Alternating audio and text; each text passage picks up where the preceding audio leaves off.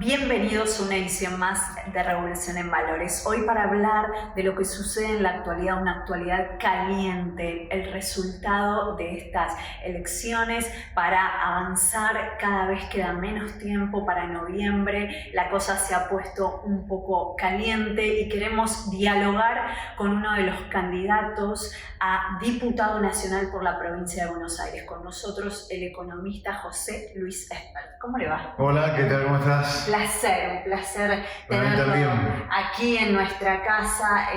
José Luis, charlábamos detrás de escena un poquito de lo que está sucediendo en el país, ¿no es cierto? Cómo se ha calentado. Primero están felices por el resultado. Sí, en el Avanza de Libertad estamos muy contentos porque yo como persona fui el candidato más votado en la provincia por afuera de la grieta. Pensá que la provincia de Buenos Aires es una provincia tan peronista históricamente, que el liberalismo haya quedado en primer lugar fuera de la grieta es un resultado extraordinario y apuntamos a más en la general del 14 de noviembre.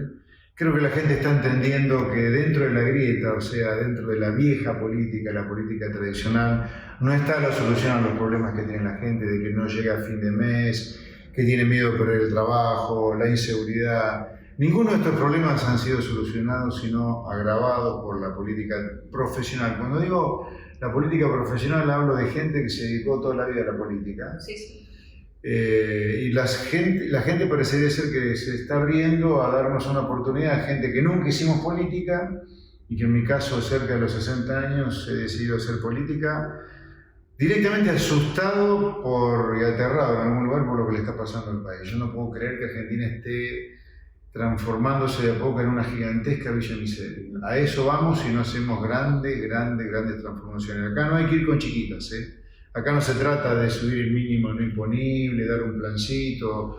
Acá hay que cambiar estructuras que ya no funcionan. Que por supuesto sabemos, como vos lo señalás en distintas entrevistas, en distintas participaciones en programas, que va a llevar tiempo, porque al parecer había o nos querían dar soluciones mágicas, que se bajaba rápido la inflación o que había otro tipo de inconvenientes a causa de tal o cual candidato, pero la realidad está instalada. De hecho, la inflación, y ahora queríamos también hablar un poquito de lo macro, de lo que sucede en el mundo. Hay una inflación que ya es instalada y bueno, hace un siglo, como bien decías, la Argentina viene sumida en esta depresión de la cual no logra salir, con una inflación que al parecer por el nivel de endeudamiento y del gasto brutal del Estado amenaza con perpetuarse. Entonces, por un lado, bueno, describir esto, que vos lo haces tan claramente en distintos espacios, pero ¿qué pasa con la situación macroeconómica? Porque sabemos que o nos llegan los trascendidos de Estados Unidos, de distintos países del mundo, que hay una situación, la pandemia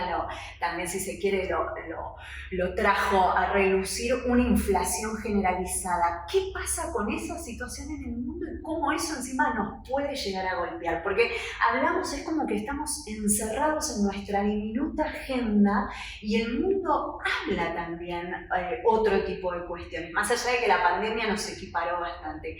¿Qué va a pasar con eso? Bueno, a ver, la pregunta, ¿hay una inflación reprimida en el mundo? Yo diría no necesariamente. Creo que vamos a una aceleración de la inflación en el mundo. Yo no creo nada grave como fue la crisis y los precios del petróleo de los 70, no veo una cosa así. O sea, no veo que la inflación vuelva a ser un problema estructural en el mundo. Sí podemos tener alguna aceleración de la inflación por lo mucho que se ha emitido en el mundo en general por la pandemia. Nuestro problema con la inflación ya es casi centenario, ese es otro problema. Argentina es un país que está muy enfermo, muy enfermo, y yo lo digo ya hasta convencido y hasta clínicamente enfermo, porque estamos tratando de que algo que está mal alguna vez salga bien. No, hay cosas que nunca van a terminar bien si se hacen mal. Nosotros estamos empecinados en hacer algo que está mal, yo diría en muchos planos, en casi todos, porque tenemos problemas de seguridad, de educación, de salud, con la economía, con las reglas laborales, en fin, con casi todo, hasta con la ley electoral creo que hay problemas. Entonces acá hay que hablar con mucha claridad. Yo creo que no tiene sentido hacer política en Argentina si no planteas los grandes cambios que hay que hacer en casi todas las áreas de la vida social, política, económica y cultural de la Argentina. Yo creo que, hablando de un ámbito que es sensible a todos, el mundo del trabajo. Sí, sí. En Argentina tenemos el 40% de la clase trabajadora trabajando en negro. O sea, ya tenemos 6 millones de trabajadores, el 40% de la clase trabajadora, ya trabajando totalmente precarizados, totalmente precarizados. ¿Qué significa un trabajador en negro o sea totalmente precarizado? Es un trabajador que no tiene ningún derecho social. ¿Cuáles son los derechos sociales básicos que consagran las leyes laborales? Supuestamente el derecho a una obra social, el derecho a una jubilación, el derecho a una vacación, a un aguinaldo. Un trabajador en negro no tiene nada de eso. Lo que es increíble es que no se puedan cambiar las leyes que provocan eso, que son las leyes laborales. No es la ley de humedales, ni la ley de gravedad, ni la ley de identidad de género la que provoca que 6 millones de trabajadores tengan negro. Entonces, Argentina tiene que cambiar las leyes laborales sí o sí. ¿A dónde? ¿A dónde? Contextualizarlas en el mundo que estamos. Pero aparte sentido común, ¿viste? Las leyes laborales argentinas están pensadas para la Ford Motors o la Volkswagen de General Pacheco, mega empresas que firman un acuerdo de convenio colectivo con SMAT, un sindicato gigantesco. Ahora, ¿vos creés que un tallercito mecánico de 4 personas en Famaillá, en la provincia de Tucumán, puede cumplir ese acuerdo? De ninguna manera. La negociación colectiva, por ejemplo, tiene que ser entonces totalmente descentralizada. Ese es uno de los grandes cambios que hay que hacer. Después, los secretarios generales no puede ser que estén 40 años atornillados en sus poltrona, tiene que haber renovación cada 4 años como ocurre con el presidente. Claro, de algún modo, bueno, también charlábamos en el off, que bueno, este es un espacio inspirado sobre todo por académicos del derecho y demás, y después se fue ampliando a distintos ámbitos para poder tratar de conversar acerca de todas las realidades de nuestro país. Pero en punto a esto, no puedo dejar de mencionar que lo que vos señalas al descentralizar, por ejemplo, los convenios colectivos, es tener en cuenta el principio de igualdad, que significaría tratar en modo diferente a quienes no son iguales. Claro, o sea, no es lo mismo Volkswagen, no es lo mismo la Volkswagen que un taller mecánico sí, pequeño. Porque no hay cuestión más desigual que tratar a quienes no son iguales del mismo modo. O sea, el principio de equidad y de justicia requiere de esta razonabilidad,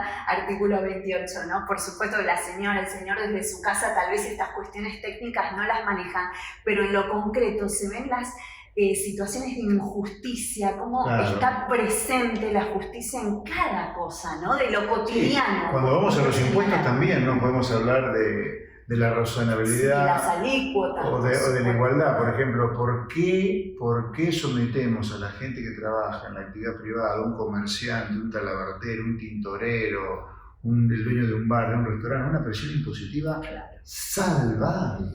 Tratamos a la gente que está en la actividad privada como si fueran esclavos directamente. Charlamos en torno a esto, justo que es muy importante y nos interesó mucho a la gente de Revolución en Valores del proyecto que tienen pensado junto a tu espacio en caso de aquellos empresarios o, bueno, emprendedores, gente que tenga gente a cargos, en caso que tomasen una persona que tiene un plan o un IFE, ustedes proponen determinados descuentos, determinadas gracias. Sí, claro. El principio conceptual, después hay que ver qué detalle le ponemos, pero el principio conceptual es: el beneficiario de un plan social no genera recaudación para el Estado por aportes patronales, sino que genera solo gasto, ¿no? El gasto por el plan social. Entonces lo que decimos es un incentivo para que un empresario tome una persona como empleada que recibió ahí un plan, es que si no generaba aportes patronales, que tampoco lo genere cuando es empleado por un empresario durante algún tiempo. O sea, que hace algún incentivo para eso, y que ese plan sea dado de baja, por supuesto, ya ingresó al mundo laboral. Bien. Es decir, le cambia la carátula, digamos, de beneficiario del plan a un empresario. Para aquella persona que aún no está convencida y en noviembre tenemos que volver a las urnas, conocemos tu perfil, conocemos por supuesto la plataforma, pero si tuvieras que contestarle en breves palabras y fuertes, ¿qué valores venís a aportar a la política desde lo personal y por supuesto tu espacio? Bueno, desde lo personal, yo con casi 60 años, hace 2 que estoy en política nada más, 58 años o digamos 30 y pico de años desde que empecé a trabajar, solamente dedicado a la actividad privada. Yo sé lo que es pagar una quincena, yo sé lo que los sindicatos te demoran un proyecto empresario, sé lo que te revientan impuestos, sé lo que duele un trámite en el Estado, sé los problemas, sé lo que es la inseguridad también la he sufrido, nosotros, o yo vengo de un lugar donde vivo los mismos problemas que vive la gente que nos está viendo. En cambio, una Cristina, una María Eugenia Vidal, una Lilita Carrió, hace tantos años que se dedican a la política profesional, ¿qué conexión puede tener esa gente con los problemas habituales de la gente? Entonces lo que venimos a aportar es básicamente el sentido común que tiene la gente de la calle, la gente de a pie. Yo creo que los argentinos, en ese sentido, tenemos que ser muy claros de las cosas que hay que hacer. La otra cosa que venimos a aportar ahora en esta elección general que se viene el 14 de noviembre es lo siguiente. Somos un espacio de gente de mérito, de trabajo, de esfuerzo, de estudio. Y yo diría a la gente que nos está viendo, miren, si los resultados de las PASO fueran parecidos en la general, peronistas va a haber en el Congreso, radicales también, Santilli va a entrar María Tolosa Paz, va a entrar María Eugenia Vidal, va a entrar Manes. Lo que falta que entre son liberales, gente que defiende el sentido común, gente que defiende las ideas donde los países le va bien a la gente.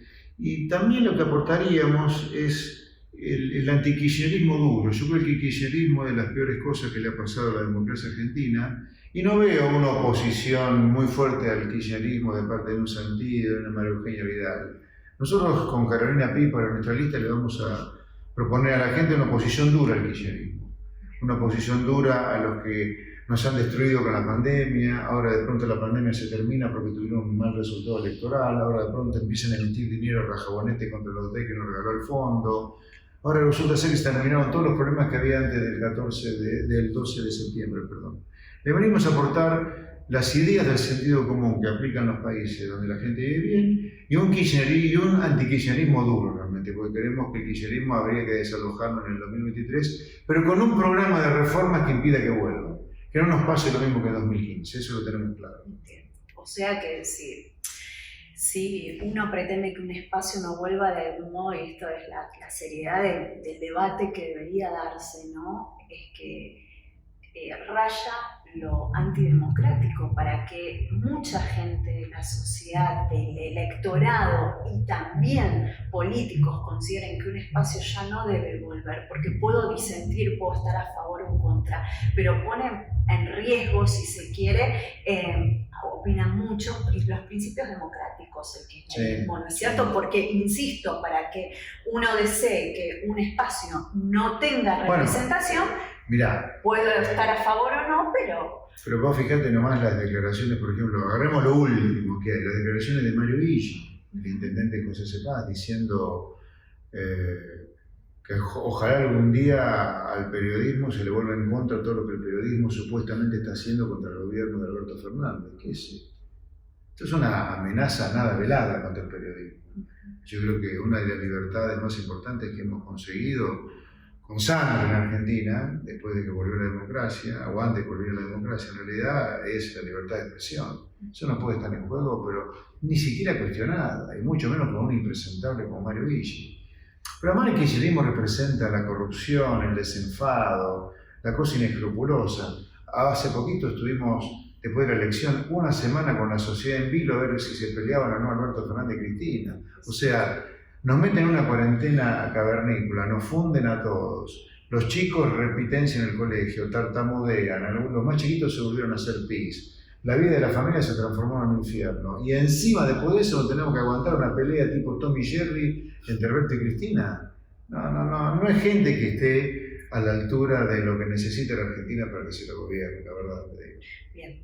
Muchísimas gracias por su presencia y bueno, agradecerles también, José Luis, que de algún modo marcaron el espacio de ustedes contigo a la cabeza, un antes y un después en la sociedad argentina, que permitió a mucha gente que no se animaba de la sociedad civil poderse involucrar en la política. Con Luis Rosales en el 2019, cuando fuimos a la presidencial, sentíamos que era una aventura, algunos pensaban que era una aventura alocada, nosotros una aventura, porque arrancamos 10 meses prácticamente antes de la presidencial. Yo nunca había hecho política hasta ese momento y de la nada pasé directamente a la presidencial. Fue un aterrizaje forzoso, durísimo, pero bueno, lo que no te mata te fortalece y estamos muy fuertes y confiados en que el 14 del 11, si los argentinos empiezan a salirse de la grieta, creo que tienen un gran espacio en la provincia de Buenos Aires que se van a salir. Por supuesto que sí, todo el éxito. Gracias, mi amor. Nosotros nos despedimos hasta la semana que viene.